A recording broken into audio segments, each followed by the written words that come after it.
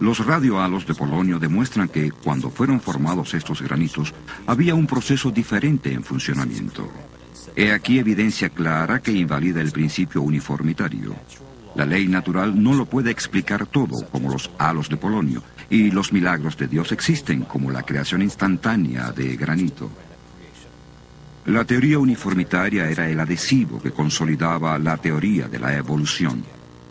El descubrimiento del Dr. Gentry disuelve ese adhesivo.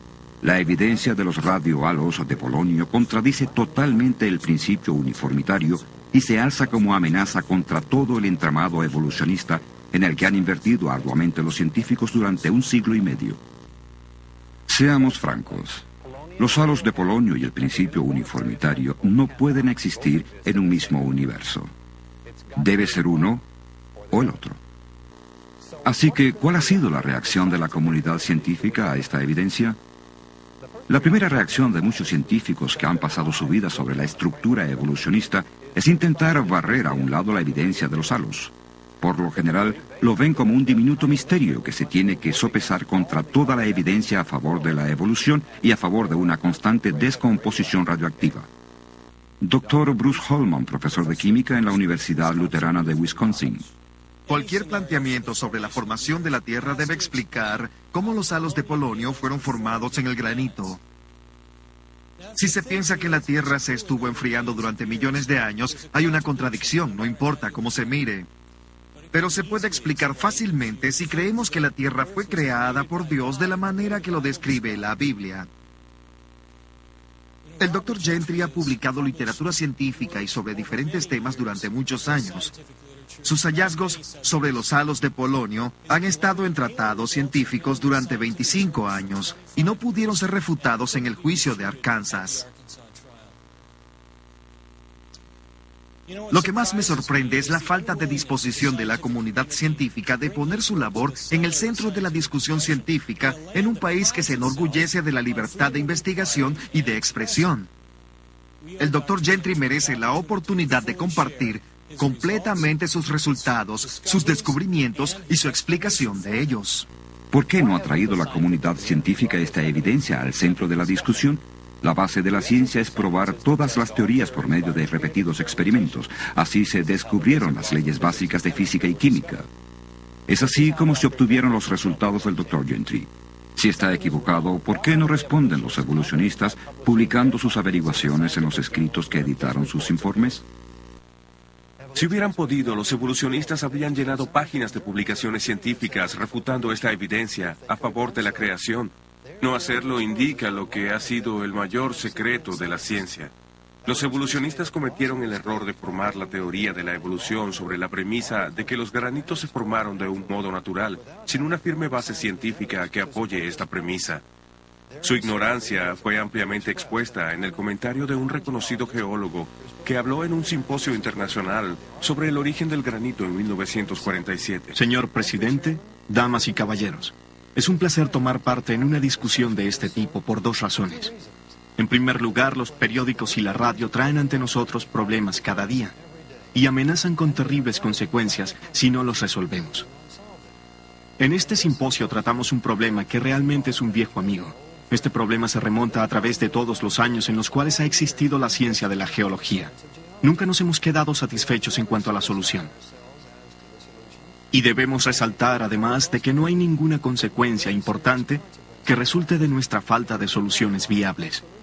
Extraído de Origen del Granito, Sociedad Geológica de América, Registro 28, F. Fitz-Osborne, Universidad de Laval, Montreal.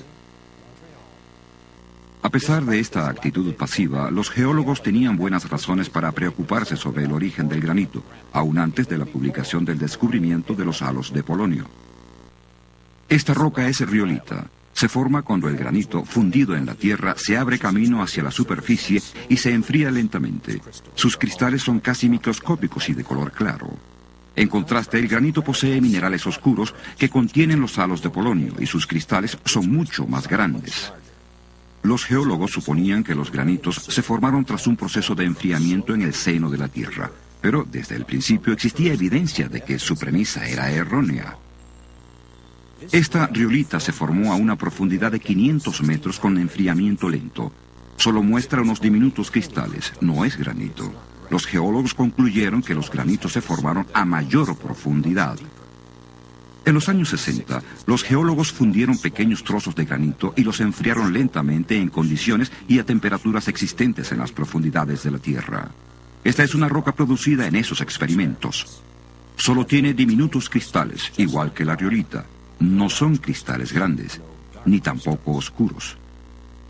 Sencillamente no es granito. Los halos de Polonio indican que los granitos fueron formados por creación, no por procesos naturales. Los granitos contienen la firma de la creación. Las riolitas y rocas formadas en el laboratorio, no. Es así de sencillo.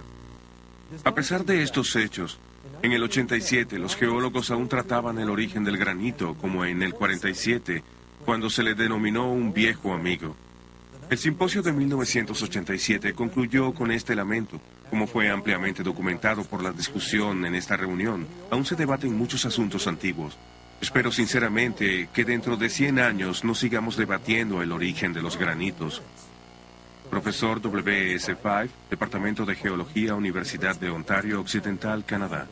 Pero 4 años más tarde, los geólogos en el segundo simposio de Houghton en 1991 sobre el origen de los granitos y rocas relacionadas se fueron con las esperanzas incumplidas, pues se seguían debatiendo las mismas viejas preguntas. El geólogo Dr. Andrew Snelling de la Fundación de Ciencia Creacionista de Australia ha revisado la evidencia del origen de los granitos y está considerando las posibilidades de su creación.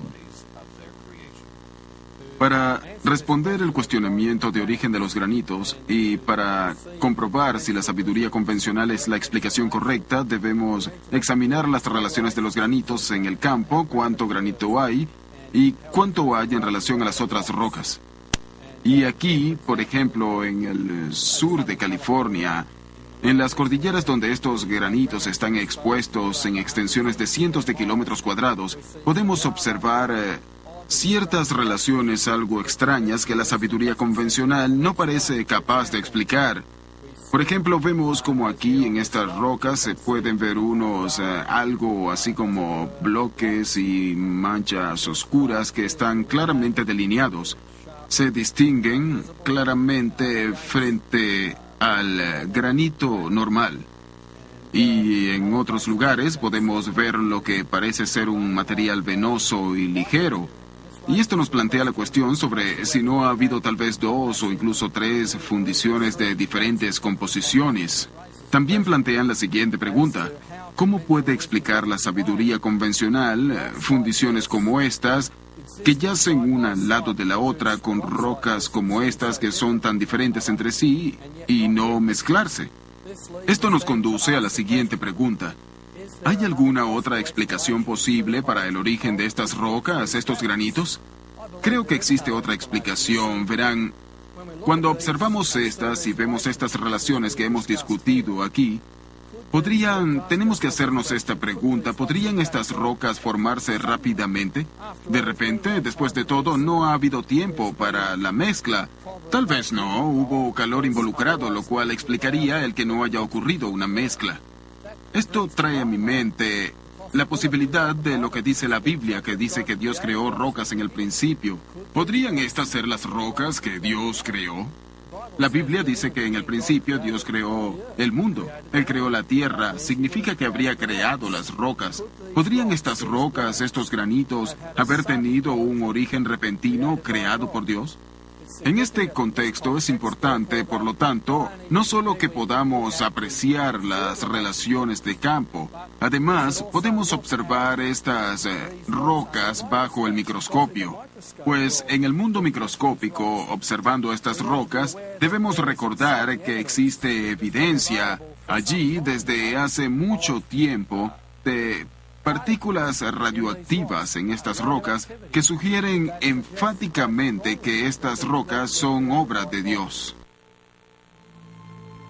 La huella delatora de esa radioactividad que aparece de la nada durante unos instantes, dejando su marca en el duro granito, nos habla de una creación instantánea como las burbujas efervescentes en el agua.